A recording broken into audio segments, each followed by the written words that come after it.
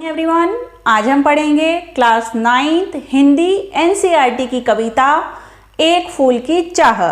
इस कविता को सियाराम शरण गुप्त जी ने लिखा है।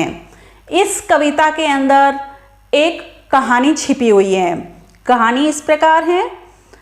एक समय की बात है जब महामारी समाज में बहुत ज़्यादा फैल रही होती है। बहुत भयंकर बीमारी ने पांव पसार रखे होते हैं।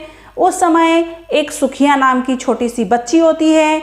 उसके पिताजी हमेशा इस बात को लेकर चिंतित रहते हैं कि वह भी कहीं बीमारी की चपेट में न आ जाए। और ऐसा ही होता है।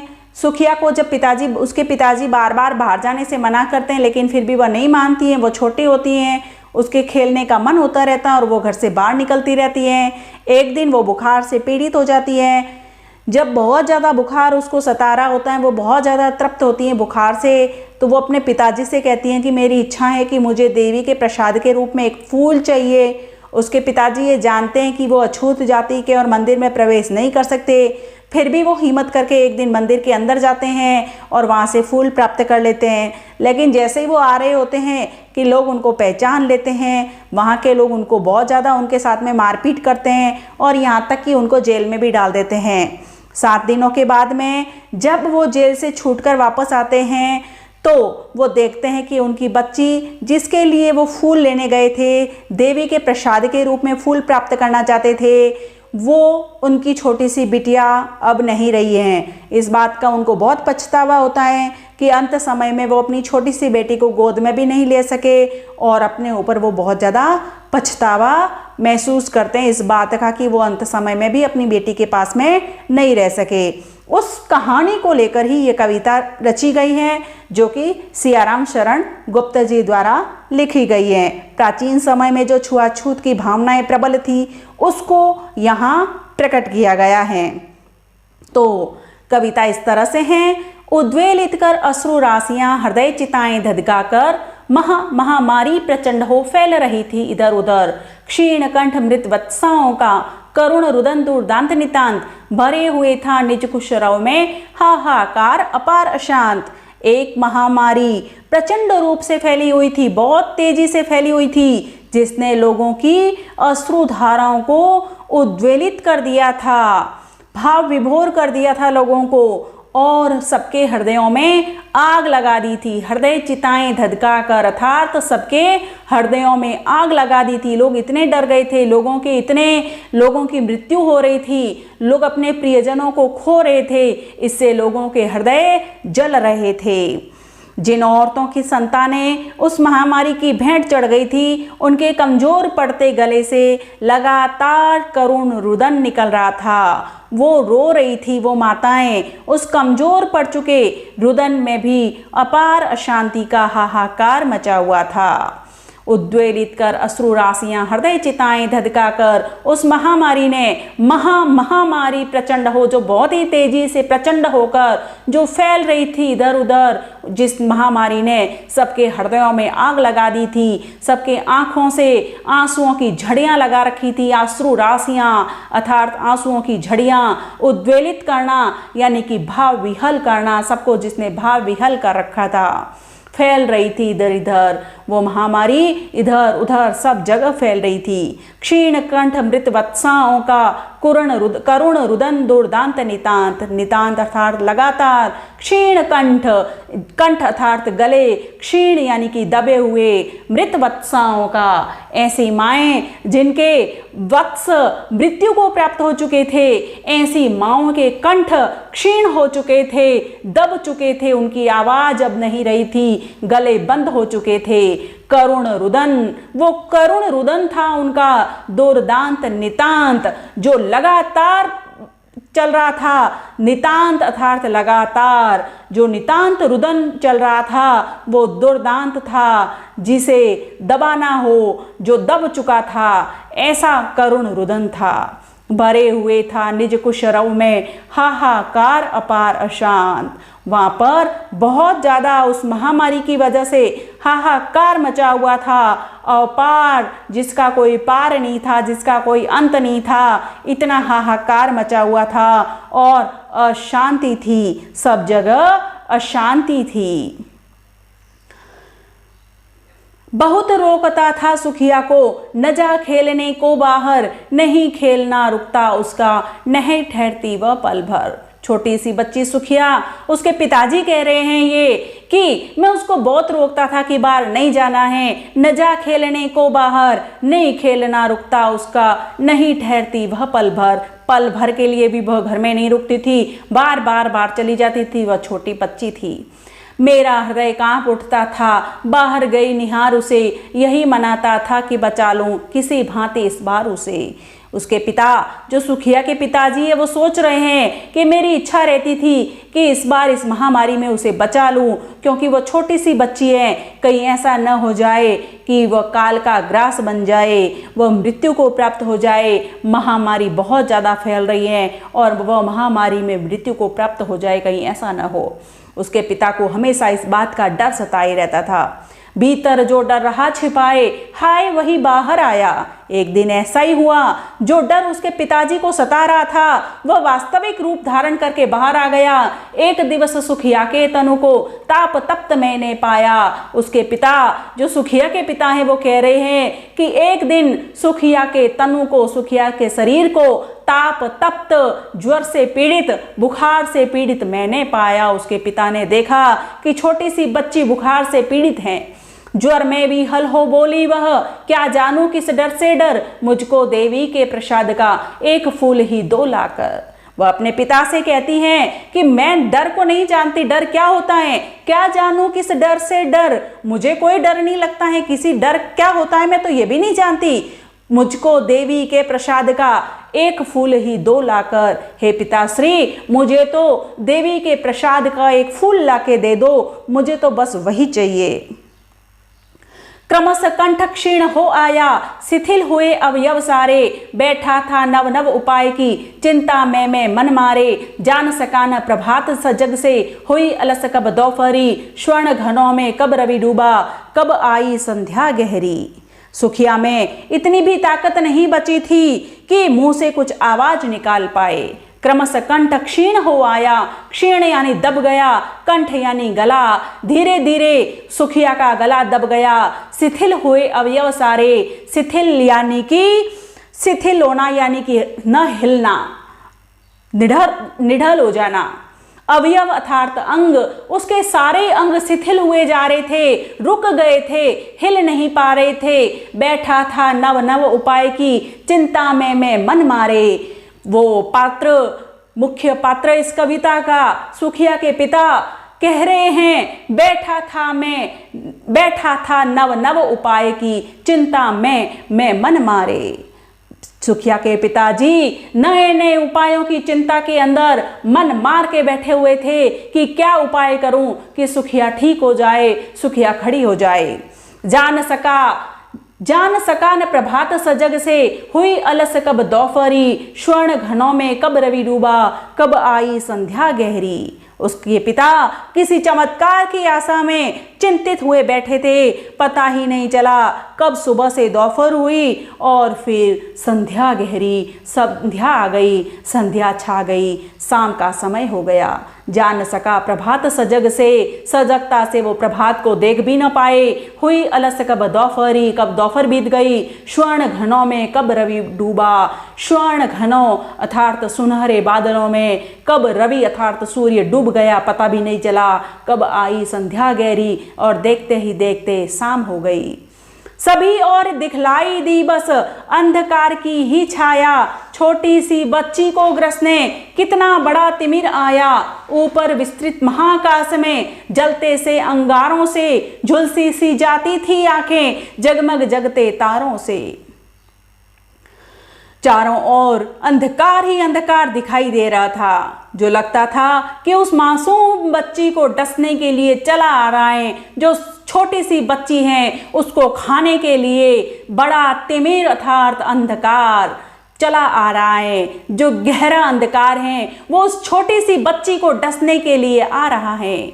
ऊपर विस्तृत महाकाश में जलते से अंगारों से, ऊपर विशाल आकाश में चमकते तारे ऐसे लग रहे थे जैसे झुलसी सी जाती थी आंखें, जगमग जगते तारों से।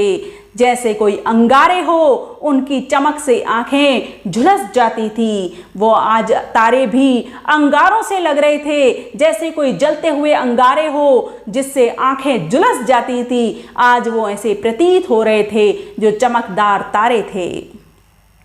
देख रहा था जो सुस्थिर हो, नहीं बैठती थी क्षण भर, हाय वही चुपचाप पड़ी थी अटल शांति सी धारण कर। कवि कह रहे हैं कि सुखिया के पिता, जो इस कविता के मुख्य पात्र हैं, वो कह रहे हैं देख रहा था सुस्थिर हो, नहीं बैठती थी क्षण भर। जो पल भर के लिए भी, क्षण भर अर्थात पल भर भी चुपचाप नहीं बैठती थी, स्थिर नहीं रहती थी, जो हमेशा इधर उधर चलती फिरती रहती थी, हाय वही चुपचाप पड़ी थी अटल शांति सी धारण कर। आज भगवान ने ऐसा क्या कर दिया कि वो छोटी सी बच्ची जो आज तक कभी शांत नहीं रही थी, आज वो अटल शांति धारण करके सो रही थी, जो बिल्कुल ही हिलडुल नहीं रही थी। सुनना वही चाहता था मैं, उसे स्वयं ही उकसाकर, मुझको देवी के प्रसाद का एक फूल ही दो लाकर। कवि कह रहे हैं कि मुख्य पात्र इस कविता में बता रहा है कि आज वो स्वयं सुनना चाहता था, उसे हिला हिला कर पूछना चाहता था, वो चाहता था। कविता का मुख्य पात्र सुखिया के पिता चाहते थे कि आज सुखिया बोले और उसे कहे कि उसे देवी के प्रसाद के रूप में वो फूल चाहिए, ऐसा वो बोले। ऊंचे शैल शिखर के ऊपर मंदिर था विस्तीर्ण विशाल, स्वर्ण कलश सरसीज विहसते, पाकर समुदित रवि कर जाल, दीप धूप से आमोदित था मंदिर का आंगन सारा, गूंज रही थी भीतर बाहर मुखरित उत्सव की धारा। पहाड़ की चोटी के ऊपर, ऊंचे शैल शिखर के ऊपर, शैल अर्थात पर्वत, ऊंचे पहाड़ के ऊपर मंदिर था विस्तीर्ण विशाल, एक बहुत विशाल मंदिर था।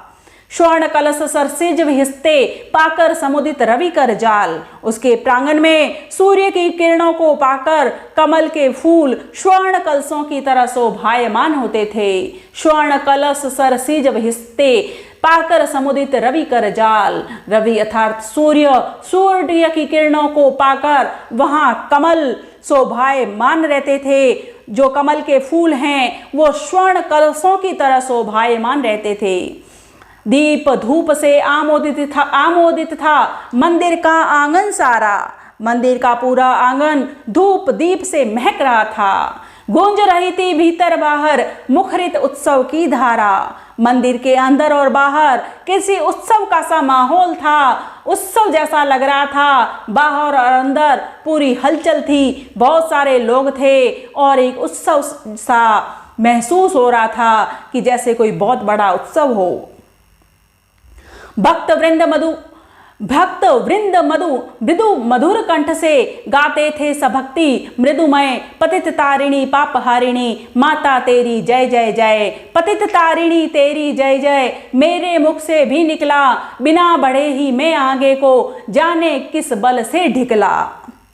भक्तों के झुंड मधुर वाणी में एक सुर में देवी माँ की स्तुति कर रहे थे। मृदु मधुर कंठ से वो गा रहे थे, शुद्ध हृदय से वो गा रहे थे, अच्छी तरह से स्तुति कर रहे थे। एक साथ सुर में सुर मिला के सुखिया के पिता के भी मुंह से देवी माँ की स्तुति निकल गई, मेरे मुख से भी निकला, पतित तारिणी तेरी जय हो, तेरी जय जय। पतित तारिणी, गिरे हुओं को तारण करने वाली, चलाने वाली, उद्धार करने वाली हे माँ तेरी जय हो। ऐसी स्तुति सुखिया के पिता के मुंह से भी निकल गई। फिर उसे ऐसा लगा कि किसी अज्ञात शक्ति ने उसे मंदिर के अंदर धकेल दिया हो। मेरे मुख से भी निकला, बिना बढ़े ही मैं आगे को जाने किस बल से ढिकला।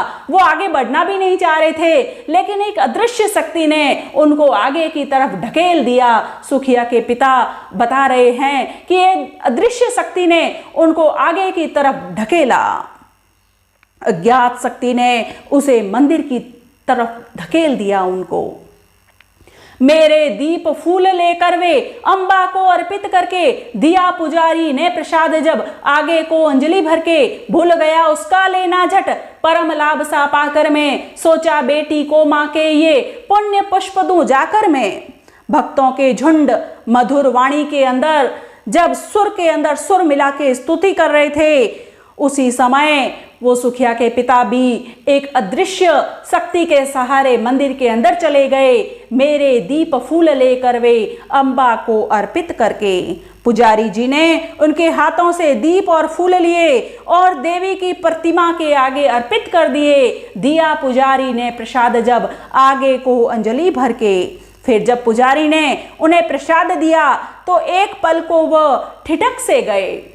प्रसाद जब आगे को अंजलि भर के भूल गया उसका लेना झट, परम लाभ सा पाकर मैं सोचा बेटी को माँ के ये पुण्य पुष्प दूं जाकर मैं। वह अपनी कल्पना में अपनी बेटी को देवी माँ का प्रसाद दे रहे थे और वो भूल गए प्रसाद लेना जो अंजलि के अंदर भर के पुजारी जी उनके आगे कर रहे थे। वो ये भूल गए, वो उस कल्पना में खो गए। वो चाहते थे कि मैं जल्दी से घर जाऊं और ये पुष्प मैं अपनी बेटी को जाकर दे दूं। सिंहपौर तक भी आंगन से नहीं पहुंचने में पाया, सहसा यह सुन पड़ा कि कैसे यह अछूत भीतर आया।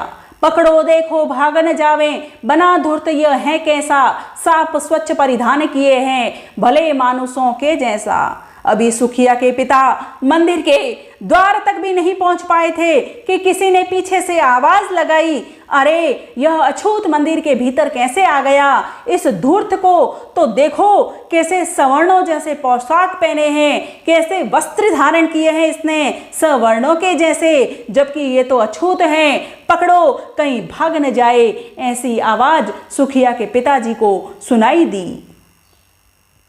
पापी ने मंदिर में घुसकर किया अनर्थ बड़ा भारी, कलुषित कर दी है मंदिर की चिरकालिक शुचिता सारी। चिरकालिक शुचिता सारी, ए क्या मेरा कलुष बड़ा है, देवी की गरिमा से भी किसी बात में मैं हूं, किसी बात में हूं मैं आगे माता की महिमा के भी। किसी ने कहा कि उस पापी ने मंदिर में घुसकर बड़ा भारी अनर्थ कर दिया है, मंदिर को अशुद्ध कर दिया है, गंदा कर दिया है। सुखिया के पिता ने कहा कि ऐसा कैसे हो सकता था कि माता की महिमा के आगे उसकी कलुषिता अधिक भारी हो, ऐसा कैसे हो सकता है? वो मन ही मन ऐसा विचार करते हैं। माँ के भक्त हुए तुम कैसे, करके यह विचार खोटा, माँ के सम्मुख ही माँ का तुम गौरव करते हो छोटा। तुम माँ के भक्त कैसे हुए? तुम्हारे मन में इतने गंदे विचार हैं, तुम ऐसे खोटे विचारों वाले लोग हो और तुम माँ के भक्त कहलाते हो। माँ के सम्मुख ही माँ का तुम गौरव करते हो छोटा। सुखिया के पिताजी उन लोगों से कहते हैं कि तुम माँ की महिमा को छोटा कर रहे हो, इस तरह से कह के तुम माँ के भक्त ऐसे नहीं हो सकते। कुछ न सुना भक्तों ने झट से मुझे घेर कर पकड़ लिया, मार मार कर मुक्के घूंसे धम से नीचे गिरा दिया। सुखिया के पिताजी का एक शब्द भी उन लोगों ने नहीं सुना, उनके साथ में बहुत मारपीट की, मुक्के घूंसे मारे और उनको नीचे गिरा दिया। मेरे हाथों से प्रसाद भी बिखर गया, हाँ सबका सब, हाय अभागी बेटी तुझ तक कैसे पहुंच सके यह अब। उनके हाथ में जो प्रसाद था वह भी नीचे गिर गया और वो मन ही मन पछतावा कर रहे हैं, हे मेरी अभागी बेटी, मैं तुझ तक ये प्रसाद कैसे पहुंचाऊं। न्यायालय ले गए मुझे वे, 7 दिवस का दंड विधान, मुझको हुआ था मुझसे देवी का महान अपमान। सुखिया के पिताजी जो इस कविता के मुख्य पात्र हैं वो कहते हैं कि मुझे न्यायालय ले गए और वहां पर मुझे 7 दिन तक मुझे कारावास मिला, मुझे जेल की सजा हुई, 7 दिवस का दंड विधान दंड दिया गया, मुझको हुआ था मुझसे देवी का महान अपमान। मैंने देवी का महान अपमान कर दिया था मंदिर में घुसकर, इस वजह से मुझे ये झेलना पड़ा, मुझे ये सब सजा दी गई। मैंने स्वीकृत किया दंड, वह शीश झुकाकर चुप ही रह, उस असीम अभियोग दोष का क्या उत्तर देता क्या कह। 7 रोज ही रहा जेल में, या कि वहां सदियां बीती, अविश्रांत वर्षा करके भी आंखें तनिक नहीं रीती। सुखिया के पिता ने सिर झुकाकर उस दंड को चुपचाप स्वीकार कर लिया, क्योंकि उनके पास में अपनी सफाई को कहने के लिए कुछ भी नहीं था। वो अपनी सफाई में क्या कहते, ये उनके पास में कहने के लिए कुछ नहीं था। जेल के वे 7 दिन ऐसे थे जैसे कोई सदियां बीत गई हो जेल के अंदर। ऐसा उन्होंने महसूस किया जेल में रहते हुए। उन 7 दिनों को सदियों के बराबर बिताया। उनकी आंखें अनवरत बरसने के बाद भी सूखी थी। वे 7 दिनों तक लगातार रोते रहे, लेकिन फिर भी उनकी आंखें सूखी थी। आंखें तनिक नहीं रीती, वो सूखी ही रह गई।